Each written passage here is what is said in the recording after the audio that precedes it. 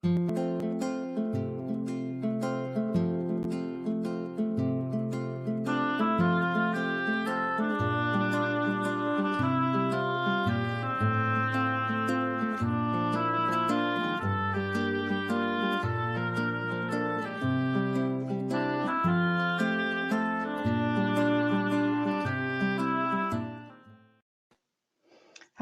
and welcome to Tea with Jess. I'm author Jess Montgomery, and I'm delighted to have you join me for a little tea break today.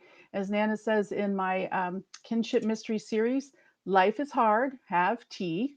So today, I'm not actually sharing a mug, I'm sharing a half consumed glass of bubble tea. My husband and I went to our town street fair for the July 4th holiday, and we're fully vaccinated, so we were fine. But I have to admit, it felt a little strange um, to be in a big crowd, biggest crowd we've been in for a year and a half. But life is hard. Have tea. Green bubble tea is a great choice. So today I'm excited to be chatting with Jyotsna Sreenivasan. I've probably already mispronounced her name, so she can correct me later. But Jyotsna writes novels and short fiction and teaches secondary English in the Columbus, Ohio area. She describes her work as second generation American stories and is a proponent of other writers who also write about second generation American experiences. And I first met Jo when she led the fiction writing Maniac Writers Workshop. We were chatting a little bit before we went on air, and I think she said it was in 2015, so a little while ago. And I served there as director for 10 years. And I still recollect Jo's classes. They were both inspiring and pragmatic. She had great hands-on tips and techniques for writers, but also made all of our students feel like they couldn't wait to put her ideas to use. So a great teacher as well as writer. So today I'm happy to chat with Jyotsna on Tea with Jess as a fellow creative writer and champion of the literary arts. So let's welcome Jo. Welcome. Hi. Hi. Thanks for Thank you. having me on your show. Thank you for being here. I'm excited for you to tell us about your newest book. I have the icon up in the corner. It's a beautiful cover. The title is These Americans. I've read about half the stories. I've been enjoying reading them this weekend.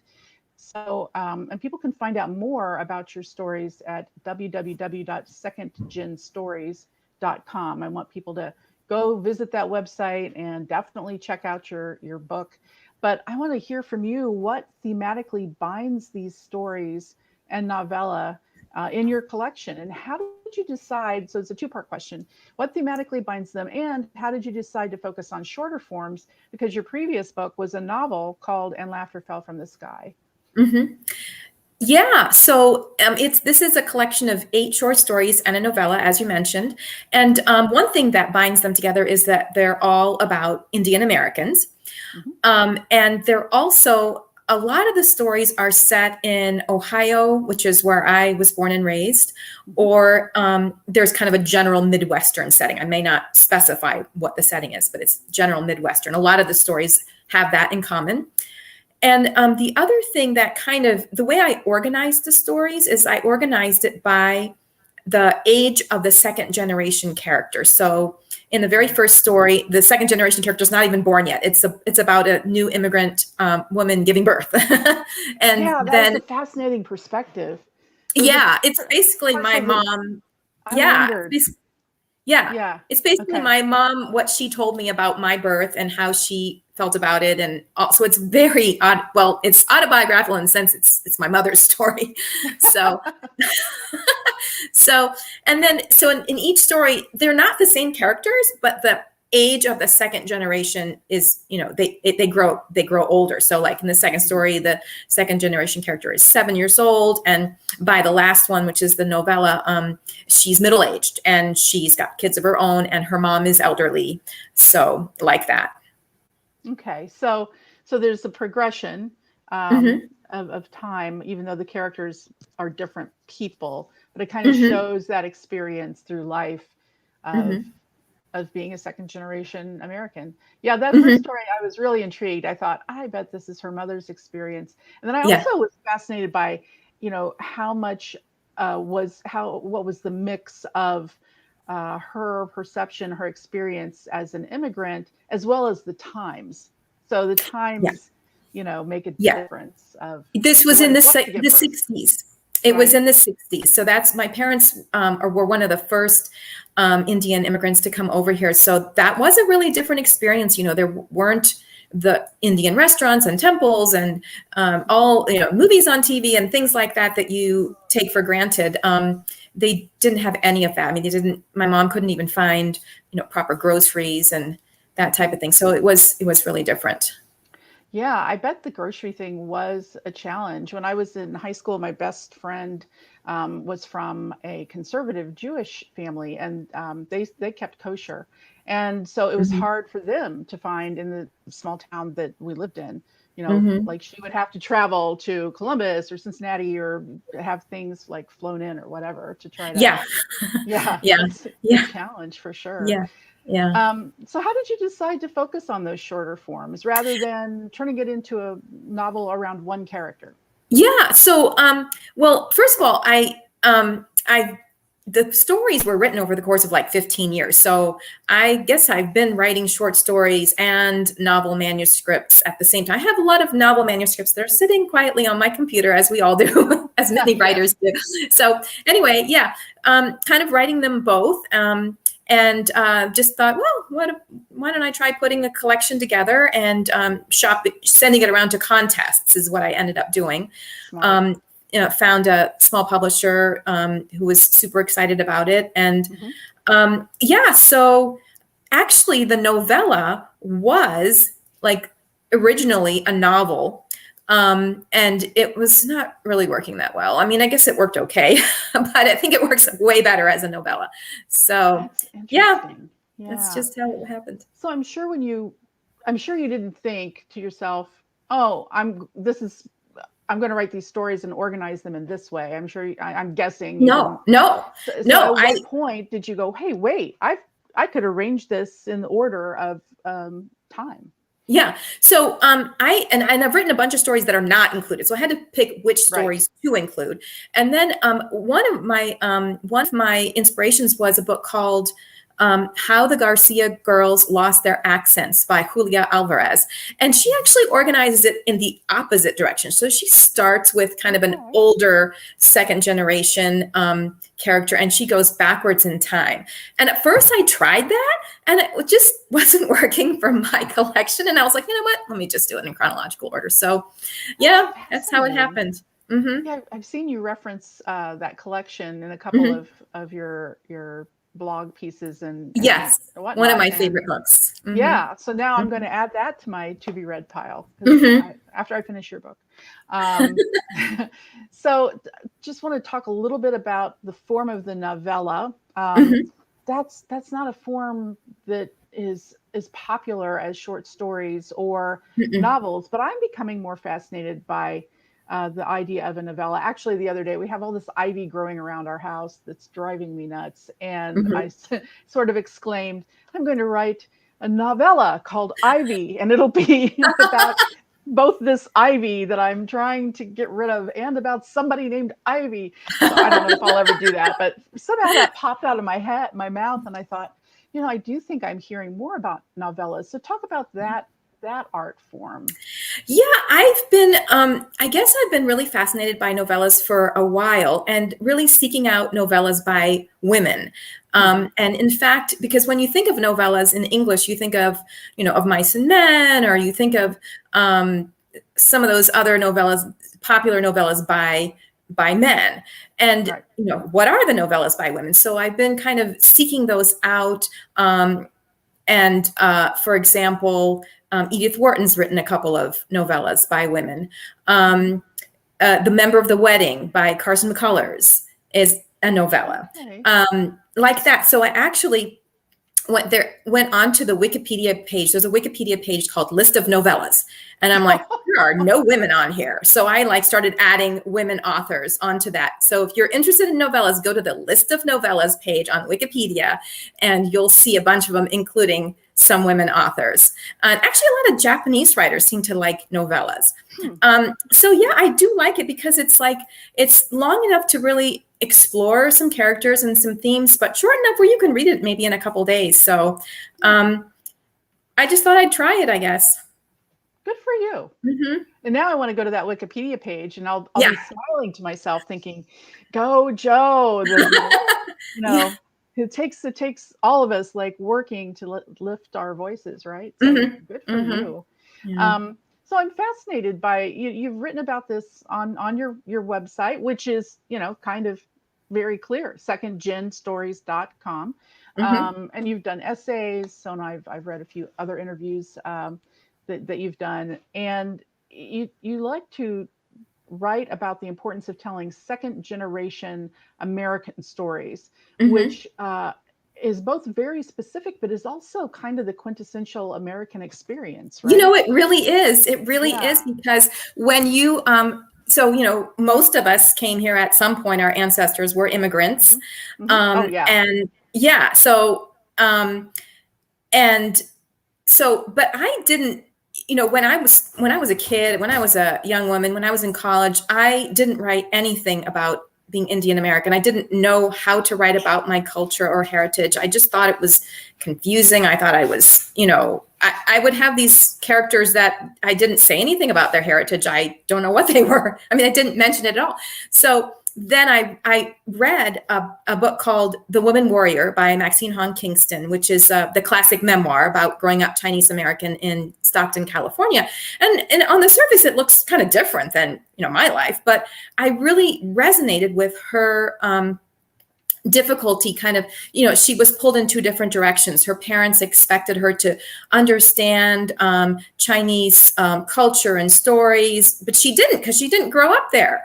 And she wanted to fit in an American school, but she didn't really know how. So I just really resonated with that idea of being pulled in two different directions, kind of having a foot in two worlds, and started realizing that there were lots of other people, authors, also writing this type of literature, and that it crosses cultures. It doesn't matter what country your parents came from. We share that similar experience, because a lot of times people put the second generation immigrant stories in with the immigrant stories, but the immigrant, the new immigrant, or even the later on immigrant, has a different perspective. I mean, they have a strong tie to the country they came from. They speak the language. They often keep their foreign accent when they speak English. They keep that throughout their life. That is home for them, you know. Whereas the second generation, we know that our parents want us to speak the language and love the food and the clothes and the culture and all that, but we maybe didn't live there. Maybe we have not even visited there. We maybe don't speak the language properly, or when we do speak it, we have a funny accent and people laugh at us. And so we're embarrassed, you know. So, excuse me. And then we go, excuse me. That's okay. I didn't ask you. Now we can ask you about your very my, practical tea my mug. very practical tea mug. Well, Yeah. well, you live in Ohio as well as I do. You're further north, but Ohio is just like allergy central, I think. So we have to, Yeah. especially in the summer, we have to have our mugs of tea or water or whatnot. Yeah, we really do. Mm-hmm. Yeah. But yeah, I So, think that experience, please go on, that experience is different than yeah. So the then first we, you know, generation. at school, we feel American inside. We often have an accent, just like the other kids. You know, you live in Florida, or Georgia, you have a Southern accent, or you live in Ohio, you have an Ohio accent. So inside, we feel American, but then we know that other people looking at us are asking, "Where are you from?" And they're not satisfied when I say Ohio, or when I say, they don't like that answer, you know? But that is where you're from. I Yeah. mean, you're the Yeah. baby So that it's was just, born in that first story. So yeah. So I guess I started to see that there was something unique about being second generation and just figuring out what does it mean to be American and realizing that you have a choice as to your identity. And I think that's a very American freedom, is to notice that you have a choice about your identity. And in maybe more traditional cultures, maybe the culture that your parents came from, their choices were limited by, their gender or their religion or whatever. And here we have so many choices. We can decide who we want to be.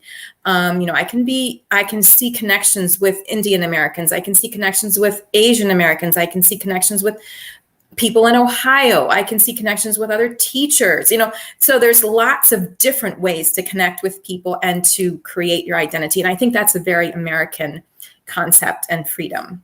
I think so. And I like that you're using that word identity. We have this saying in our household, identity is a funny thing. And it's really just shorthand for not funny like haha, but interesting, funny, how we define ourselves.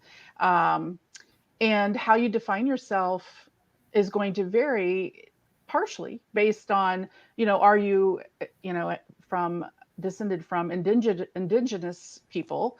Are you a second generation immigrant? Are you a new immigrant? Or are you someone like me who, my family immigrated generations ago from Ireland, but I'm like, what? I don't know, the eighth generation American at this point. So, that's a different way of identifying. And it's interesting to find those kind of like boundaries and borders of this is what I take from my experience at home and what my handed down experiences from my parents, versus, like you say, out in the broader world, especially as a kid. So it's a fascinating topic, and thank you for drawing attention to those stories. I think it's really important to read those stories and experience them.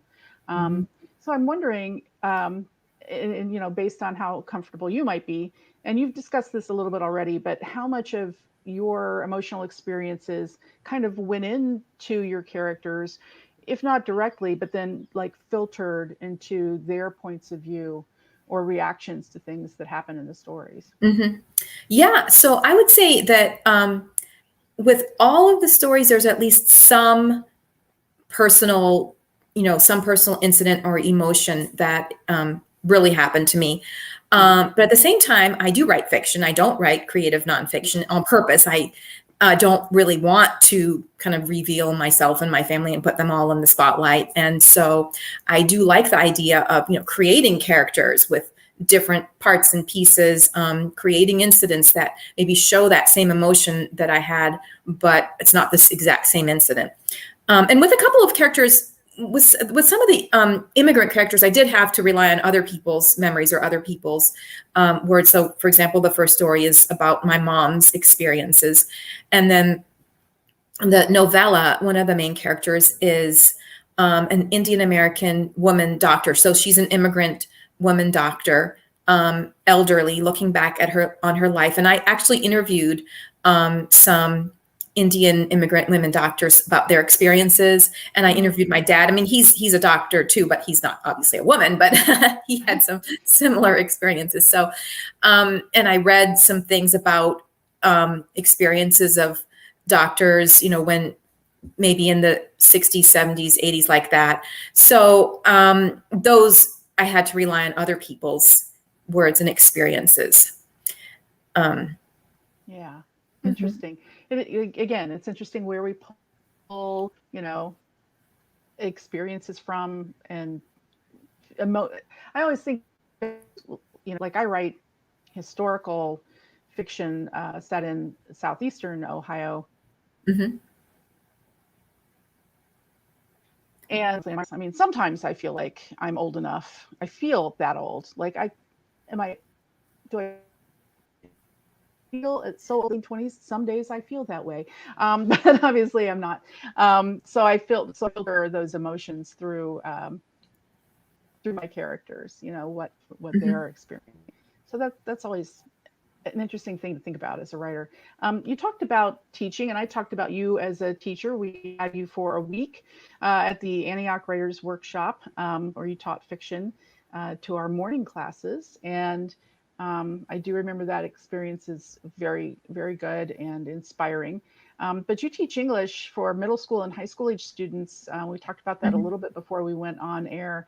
And I'm Mhm. just curious, how do you balance the demands of being a teacher with finding time to write? Tell us a little bit about your process. Yeah. So obviously, as a teacher, I do get the summer break and I do get the winter break and all that. So I definitely spend a lot more time writing during my long breaks. Um, and teaching, during the school year, teaching is super intense, as you know.